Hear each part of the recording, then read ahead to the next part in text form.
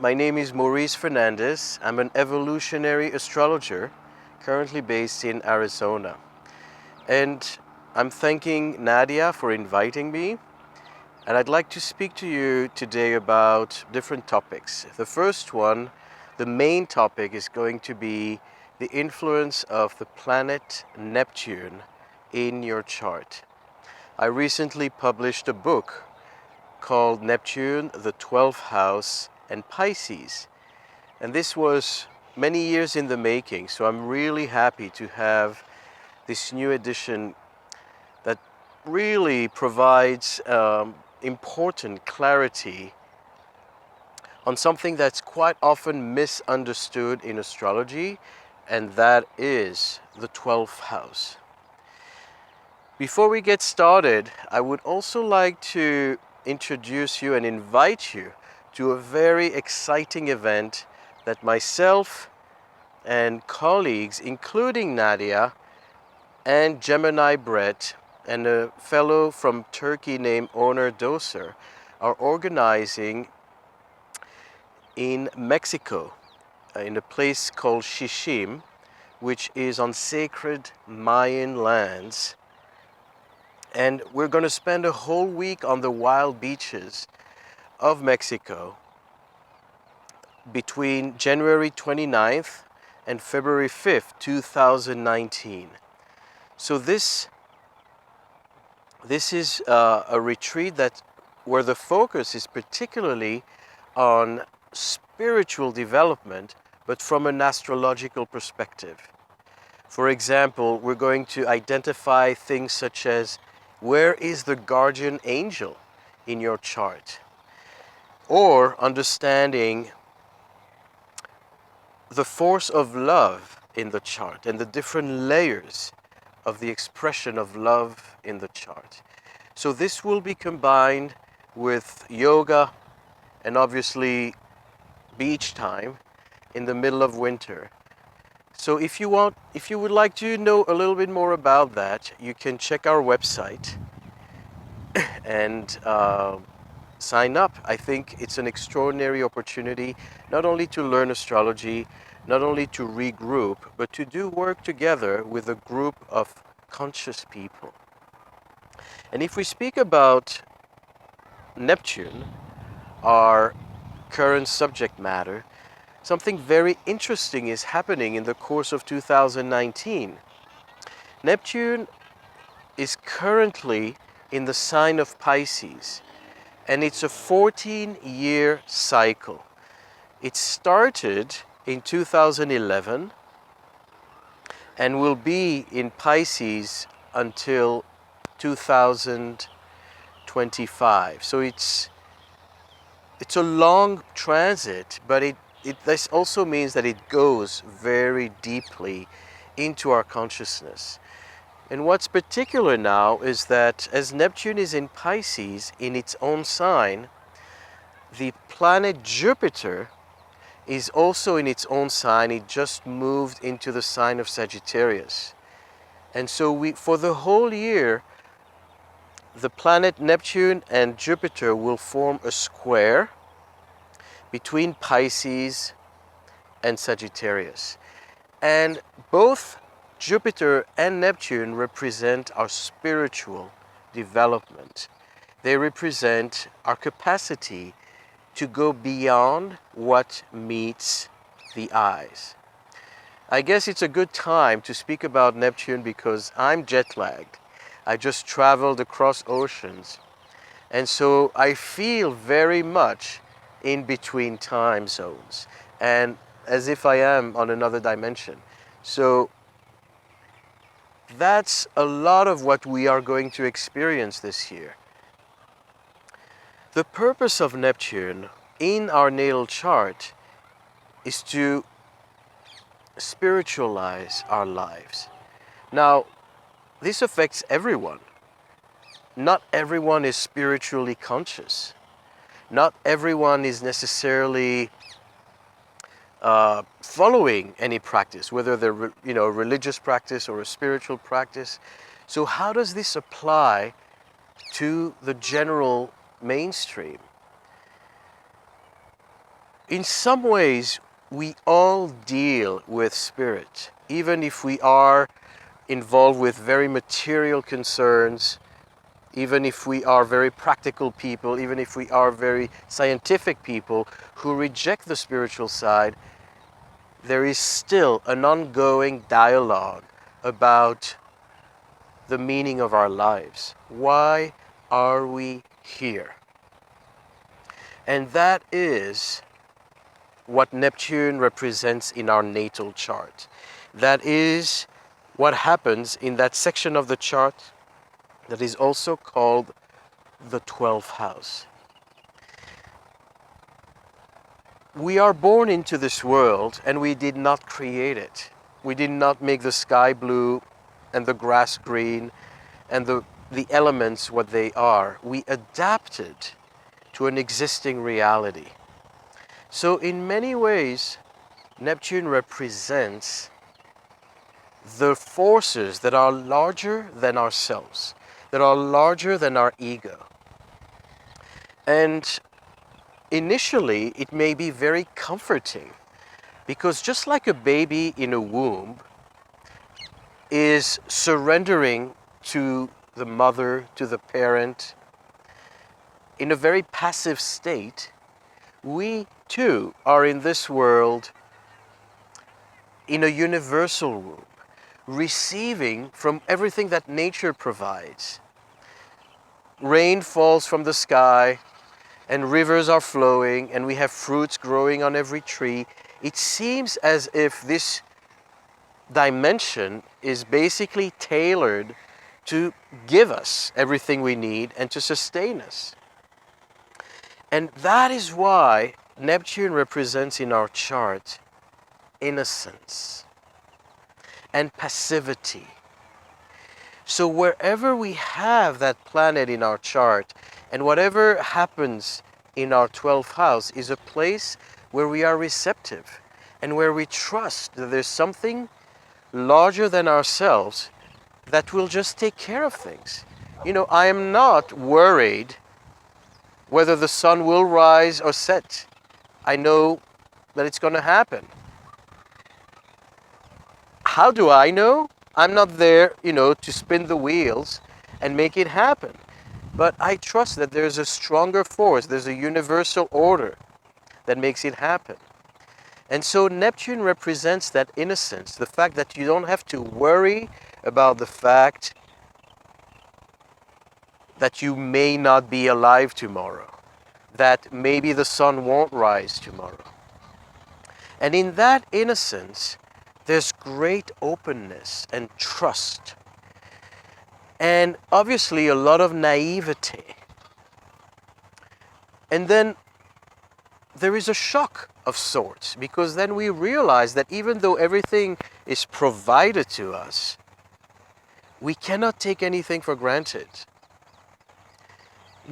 It's true, we do have fruits on every tree, and we have water accessible to us, but it requires a lot of work to get it, to harvest the food, to peel, to know basically what we can consume, what is healthy to us, or what will poison us.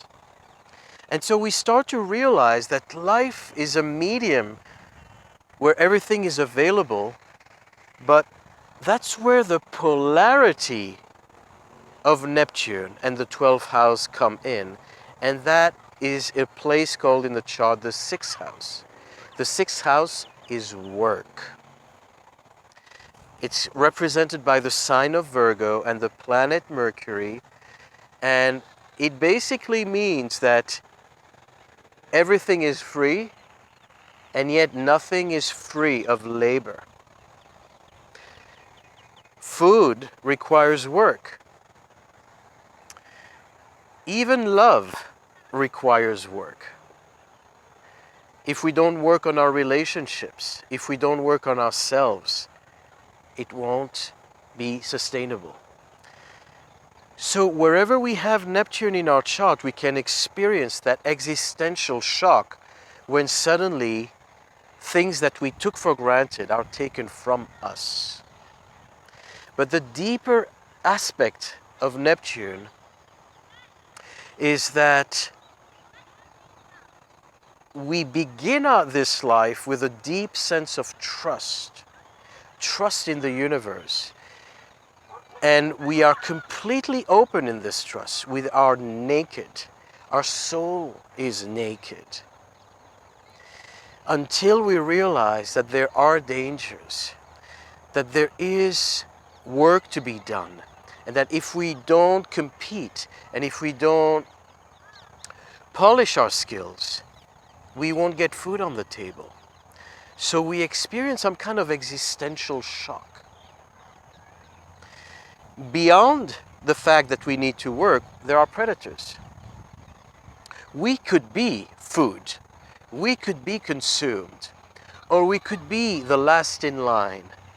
So in this universal order, we realize there are many riddles to solve. Not everything is so easily accessible.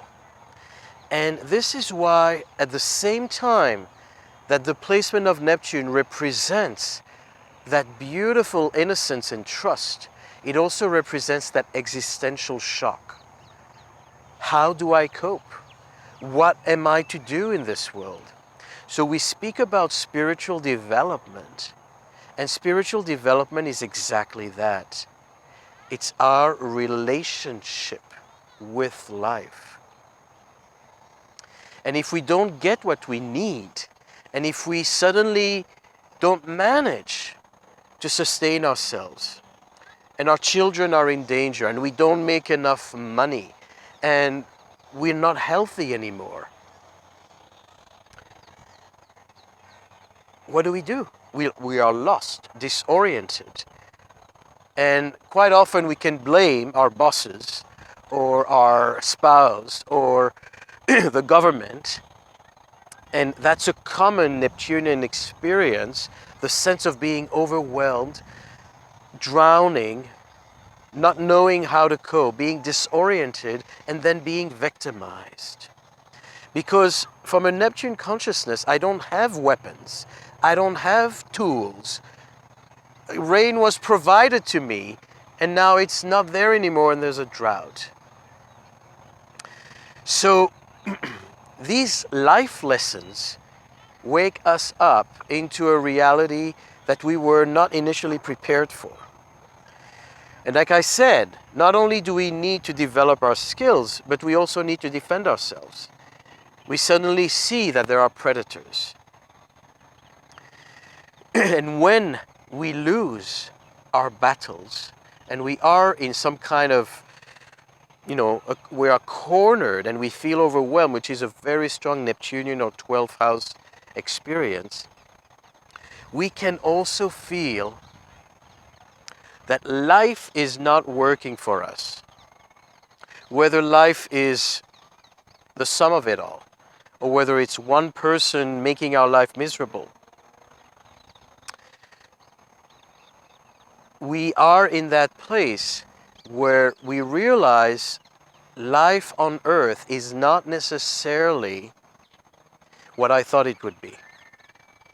And we realize that we kind of lost our paradise. We lost that ideal where we had harmony, where everybody loved one another, where we were sheltered by the sky. And we are here starving or struggling through a health crisis. And it takes us to a reality that we also start to witness suffering around us, injustice, animals suffering, the ecosystem being damaged. Interestingly, just as Neptune entered the sign of Pisces, which has to do with the oceans, we had the disaster of Fukushima, which was not just a terrible incident that affected local communities in Japan, but it contaminated the whole Pacific Ocean, which basically means our whole food chain, and not to mention countless numbers of species being now exposed to radiation and ending up on our plates. What is the lesson there? Why is this happening to us? And we have that sense of being overwhelmed because it's unstoppable. So what does that mean? I think all of us at some point in our lives got to the point where we said, do I have more fuel to go through this, to go through this challenge? And then, we pick up again and things continue to roll and we are replenished with energy and inspiration. But initially, we meet this existential crisis where our life doesn't make any sense. And not only does it not make sense, we feel depleted. We feel overwhelmed and we're not convinced anymore that we want to keep fighting. And that is the key word. Neptune, wherever it is in our chart, feels that it doesn't want to fight, because the planet that represents fighting is Mars. Mars is the warrior. Mars is the one that faces challenges. So wherever we have Mars, we're ready. We're guarded. And we are, we know how to strategize forward. But wherever we have Neptune, we feel that there's something greater than ourselves, our ideal, and that universal protection that may not be there anymore for us. So through this cycle of Neptune in Pisces from the year 2011 to the year 2025, we face this global existential crisis. And this is why all of us are at this point on a global level where we don't even know if this planet is going to survive. Because we are on the verge of a sixth extinction, and there are many problems around us that seem to be out of our reach, out of our control. And it's easy to get into a loop where we lose hope. But in other ways, if we look at it astrologically, we also understand there is a reason why we go through this purging and through this sense of powerlessness and this sense of global feeling of being overwhelmed, bombarded by so much stimulation. Wherever there is a problem in any corner of the world, it affects us so personally.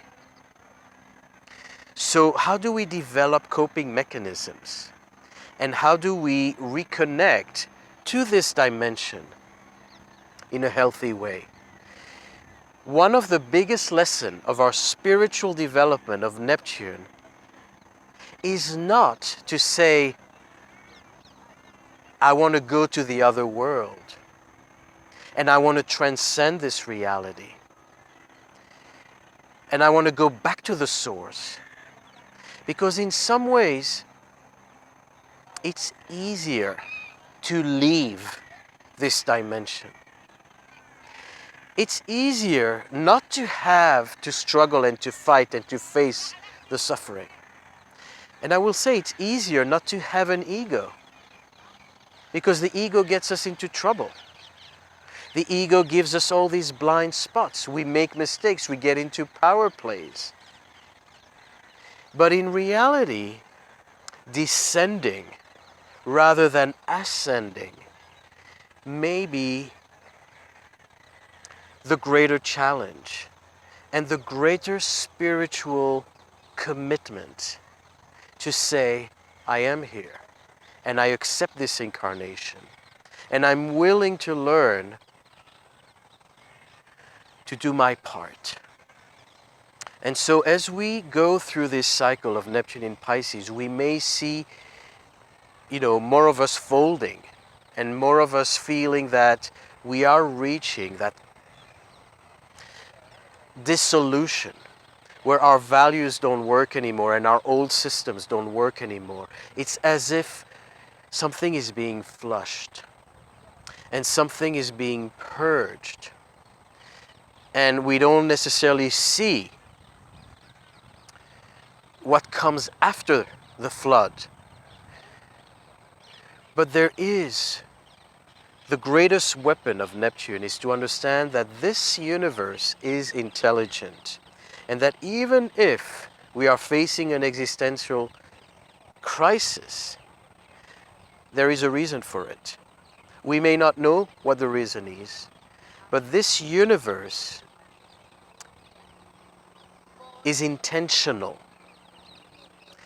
And our part is to make peace and to accept life, to accept this incarnation, to accept this contract we have to be in this dimension with all the struggles as a package. And not just say, oh, I just want the good parts and I don't want to hear about the suffering, and I don't want to open the TV and hear about another war, and I don't want to hear about the fact that plastic is contaminating the oceans. I need to accept the whole package.